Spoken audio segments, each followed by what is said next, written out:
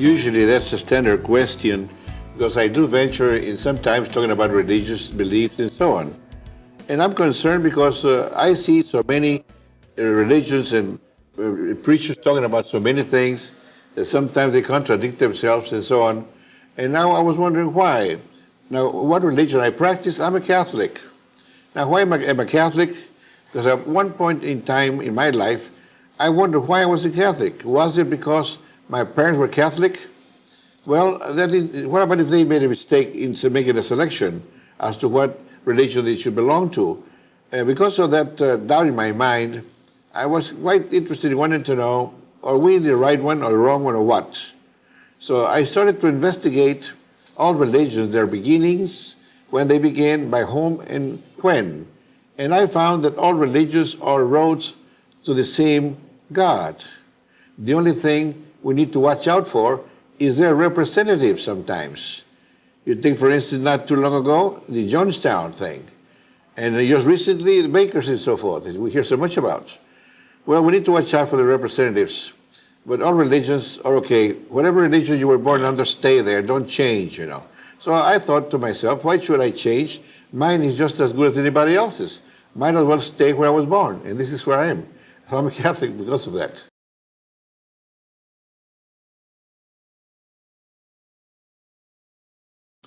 When we deal with the mind, you see, mind is spiritual. And mind is the one that ventures into religious concepts. We're specialists in the mind, in the world of the mind. We help people improve their functioning of their minds, so to speak. So when we're doing this, we're like saying, we're helping you improve or become better in whatever religion you practice, because you're going to have a better mind to do it with. So we're not telling you to change your religion. We're just saying that you should stay wherever you are. And whatever I have found, myself, my own personal concepts, I will occasionally come in with them because I have been practicing mind type things for over 42 years now. And I think I'm some kind of an expert or an authority in the field of the mind. So using the mind in religious ways is how we communicate with our God, our Creator, whatever that means. We don't even know what that means, you know. We talk about God, we don't know what we're talking about. Is it a God that reigns only over this planet? Is it a God that reigns over the whole galaxy? Is it a God that reigns over several galaxies? Or is it the God that reigns over the whole universe? Which one do you mean when you talk about God, your God, or whatever, when you talk about and those beliefs in religious concepts? Well, this is sometimes what we like to discern or come into and explain our concepts and to the reasons why we think the way we do. So for now, let's say that I feel that I'm obligated to talk about religion because religion or religious people are wanting to know and that what they are religious with or practice religion with is their minds. Because religion is intangible, spiritual, it reigns in the invisible world, and mind is also invisible, and it also reigns in the visible world. So we need to know how to function religiously with our minds. And this is why I venture into it occasionally.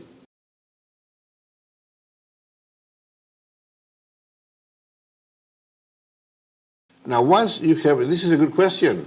The ideal time to practice is right after you wake up in the morning, because chances are that you don't need to sleep anymore, and you're at the very surface of your mental dimensions and brain dimensions, and you're not quite out into the beta world, which is in the blue region, in the fourth division. You're in between the third and the fourth, and the one we want to learn to use is the third division, the alpha, the green band, you see. So actually, we are saying that in the morning is the best time to practice. But once you have done your 100 to 1, 10 days, your 50 to 1, 10 days, your 25 to 1, 10 days, your 10 to 1, 10 days, then you can practice anytime, right after lunch, at night before you go to sleep. Whenever you have time, it's good to practice for 5. We say 5 minutes is good, 10 minutes is better, 15 minutes is excellent. Once a day is good, twice is better, 3 times a day is excellent. So the ideal would be 3 times a day for 15 minutes each time, but you should practice no less than 5 minutes once a day.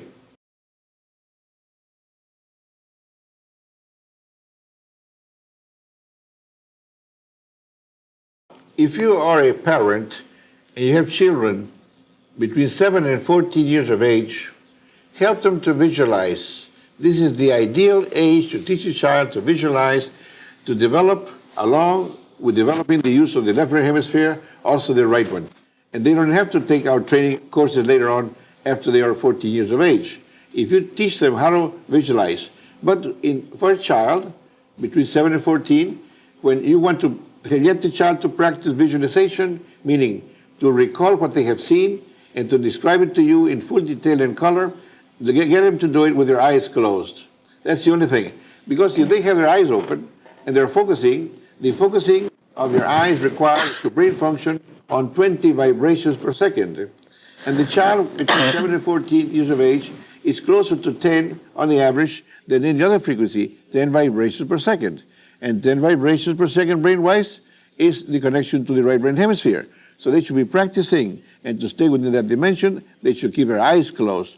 So get your child to explain to you what they have seen and explain it and describe it in full detail and color, and they're practicing where they should practice so as to develop the use of both brain hemispheres, and they don't have to take training later on in life like some of you adults right now need to do so. Now, for you adults, practicing visualization means recall what you have seen. Let's say, do you have a dog? Well, if I ask you what color of dog is it, what breed? Does it have long hair? Short hair? Think about it in your mind. And you want to picture in your mind with your eyes closed and turn slightly upwards, 20 degrees from the horizon, 20 degrees higher from the horizon. Keep your eyes under your eyelids closed, and then you think about it when I mention, do you have a dog? Now go ahead and look at your dog mentally. See your dog mentally. What you're doing really is sensing with your mind the impression made with your sense of sight on your brain. So you made a copy of the dog. It's impressed in your brain. Now you're going over that impression in your brain. Even though you're in beta, you're in the blue region, you're in 20 vibrations per second, the fourth division. Even though it helps for you to visualize and learn and to learn to visualize there for later to take it into the alpha dimension, into the 10th cycle dimension, into the third division when you've learned to get there. We want to know how to visualize first at the outer level, then at the inner level. The level of the world of the body, and then learn to do it also in the level of the world of the mind. So as of now, we're practicing at the world of the body dimension, physical world, the visible world of the body, as you're doing it now. So you close your eyes and turn your eyes slightly upwards with your eyes closed. Then there, see your dog. Remember your dog. What color is it? How long is the hair? Do you have a cat? What breed of cat is it? What color? You know, you want to visualize these animals about 10 feet away from you, at a level of 20 degrees from the horizon, as though they're hanging up in the air. 20 degrees, which makes it about, I would say, about maybe 15 feet from the floor level. Look up 15 feet, and then in that dimension, it's about 20 degrees from the way you see. So from the floor level, 15 degrees higher, as though the dog or cat are hanging in space. Now, do you have a car? What make is it? See the car from the front, the color, the grille. See it from the side of the operator, the driver, the left side of the car. See it from the back. Now see it from the opposite side, the passenger side. You can turn your car around in space, hanging up in space, 50 feet from the ground, or 20 degrees from where you see, from the horizon, higher than the horizon. We call that the dimension, the mental screen dimension. Mental screen dimension, 15 feet from the level of the floor, and turn your eyes slightly upward, hold your head straight, only your eyes are rolled up about 20 degrees, and your eyelids closed. And you want to see these vehicles, or the dogs and cat, about 10 feet away from you, in space, hanging in space. So then, what else do you remember? What about your own home? Let's say you're standing in front of your house, and you're looking at your house. How many windows does it have? Towards the front. You're facing the front of the house. How many doors? What color is your house? What type of roof do you have? You see, why it's easy to do this, why do we start with something simple like this, is because you have seen it so many times. You have seen your dog, if you have a dog, so many times, your cat so many times, your car so many times. You have strong impressions made with your biological senses on your brain. It's easier to detect something that you impress very strongly. So we want to make it easy on you on some things that are impressed very strongly now, not on things that are difficult for you. Want it very easy for you to start working with your mind in these dimensions. Okay, now look at your house. The type of structure, is it of wood? Is it brick? What about the lawn? Do you have grass? Any trees? On the left side, towards the right side, how tall are those trees? Are they green right now? The last time you saw them, do you have leaves? How tall are they? What about the fence? Do you have a fence? Do you have a door on this fence? Gate? What type of fence do you have? Is it wire? Is it brick? Maybe you don't have a fence. Do you have a carport on the side? Can you see it from where you stand?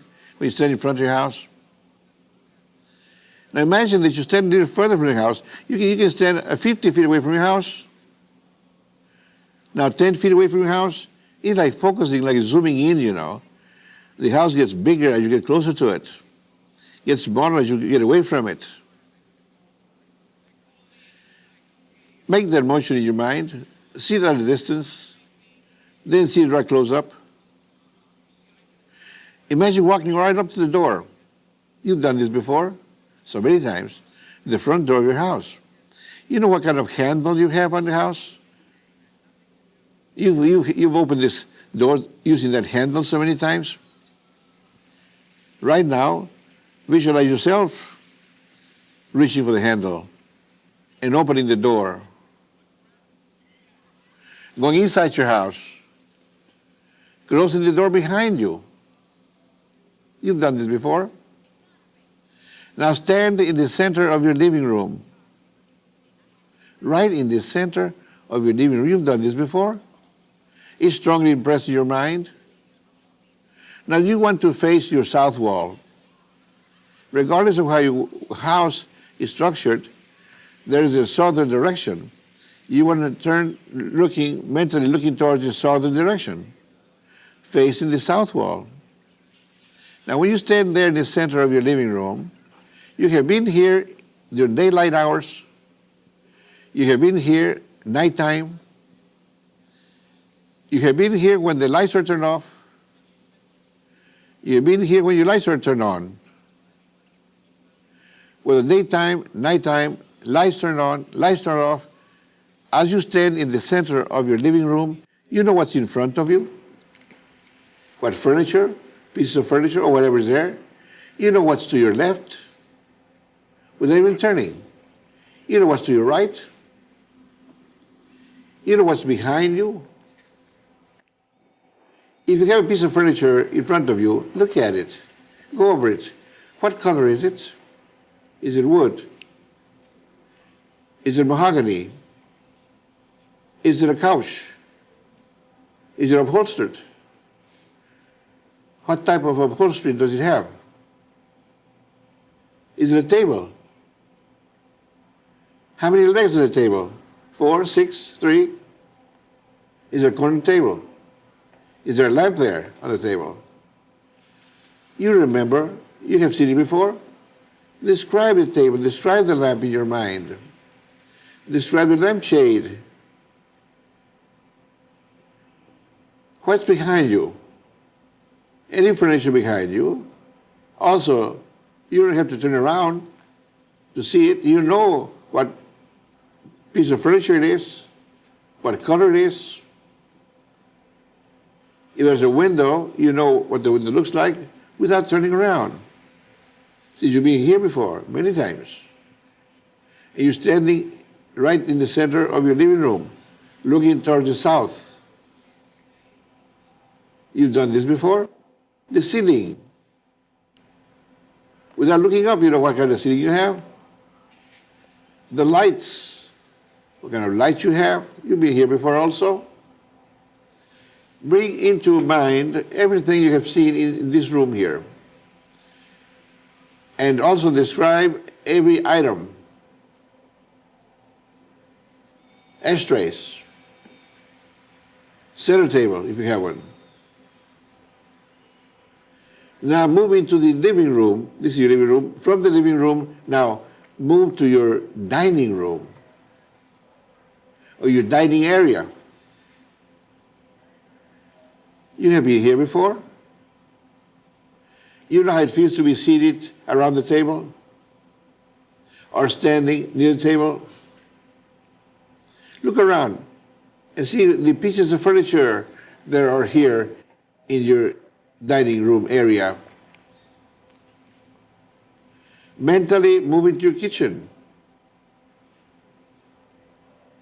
You've been here before. You know what kind of stove you have.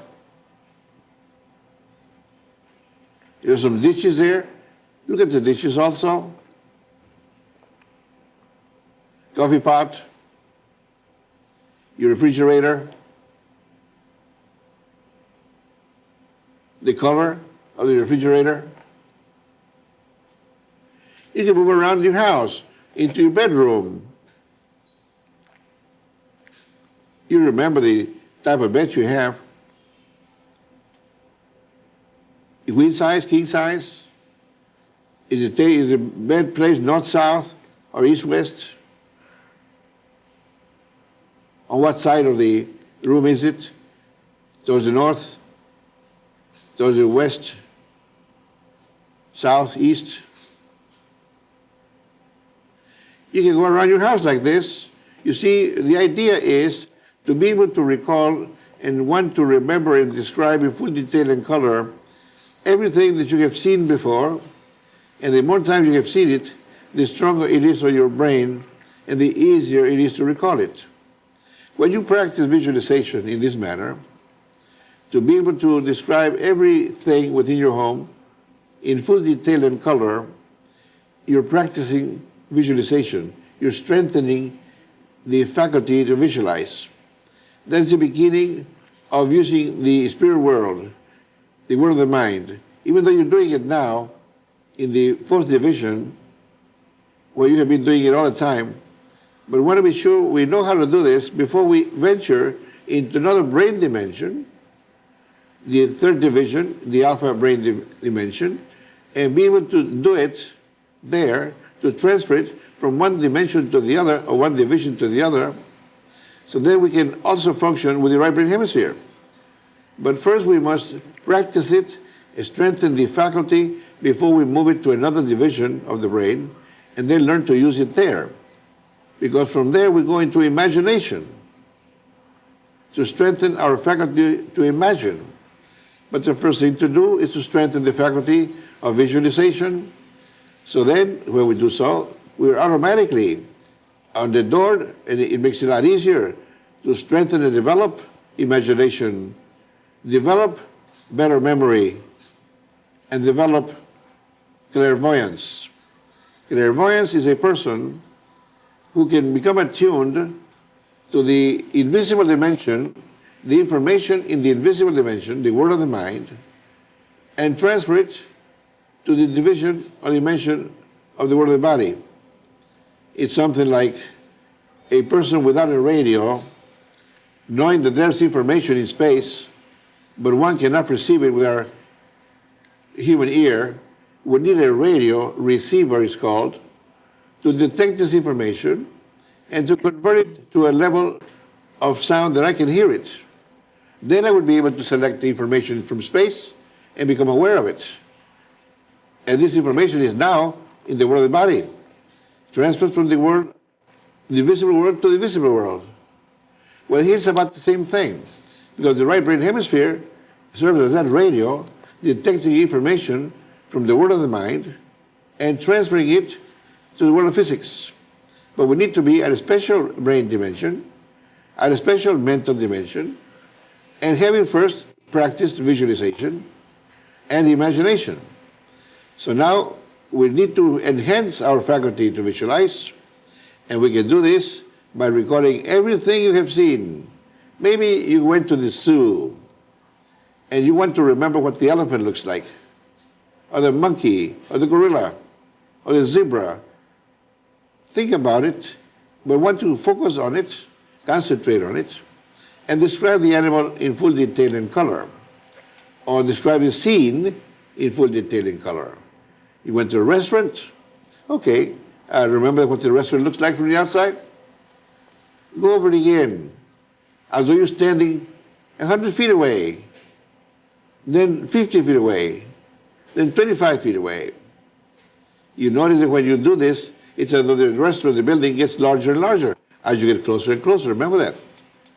You're zooming in with your mind. Well, describe the outside of the restaurant, describe the inside of the restaurant as well as you can remember. Describe the tables and the color of tables, the people who you were with and how they were dressed, you know, how your friend who went with you looks like, what color of eyes, color of hair, how tall, what was the person wearing, a jacket, what color, pants, what color, tie, what color. You see, you can do likewise with your child. And we recommend you do this with your children so they will develop the use of both brain hemispheres and develop full clairvoyance on their own by you teaching them. And a clairvoyant is a genius. A clairvoyant is a person who used to be called a prophet of wise men in the scriptures. A person who is successful in every area of life. A person who knows, gets information without being told. The right information, the correct information that one can use to solve more problems with. So for now, remember that it's important to develop the faculty of visualization. So encouraging you to keep on practicing and to teach your child to practice, keep in mind also, remember that your child must recall what the child has seen and then describe it to you in full detail and color with their eyes closed. Little boy, little girl between 7 and 14 years of age is the ideal age. Now after 14, if you have not taught them to do this, then they need to take the silver method, the way we teach in the classes. But you can teach your own child. You can develop these faculties of your child so the child will not have to take our training later on in life, but you do it at home. But just remember, you need to practice ever so often, maybe once a month, twice a month. Come here, sonny or daughter. I want to talk to you with your eyes closed. Now tell me what you have seen. You have a little friend. What's your friend's name? Little Joe. What's the color of hair Joe has? Eyes closed now. Remember what the color of hair Joe has, what color of eyes, how was he dressed last time you saw him, and so on.